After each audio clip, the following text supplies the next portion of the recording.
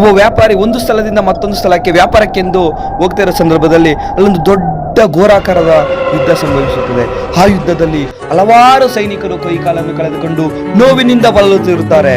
ಆ ಸಂದರ್ಭದಲ್ಲಿ ವ್ಯಾಪಾರಿ ಅದನ್ನು ನೋಡಿದಂತ ಕಣ್ಣಾರೆ ಕಂಡದಂತ ವ್ಯಾಪಾರಿ ಅವನ ಮನನೊಂದು ಅವರಿಗೆಲ್ಲ ಒಂದು ಚಿಕಿತ್ಸೆ ನೀಡಬೇಕೆಂದು ಅವನು ಮತ್ತು ಅವನ ವ್ಯಾಪಾರಿ ವೃಂದದವರೆಲ್ಲ ಸೇರಿ ಎಲ್ಲರಿಗೂ ಸಹ ಚಿಕಿತ್ಸೆ ನೀಡ್ತಾರೆ. ಆ ಮಹಾನ್ ಚೇತನ ವ್ಯಾಪಾರಿಯೇ ನಮ್ಮ ಹೆನ್ರಿ ಡ್ಯುನೆಟ್ ಅವರು.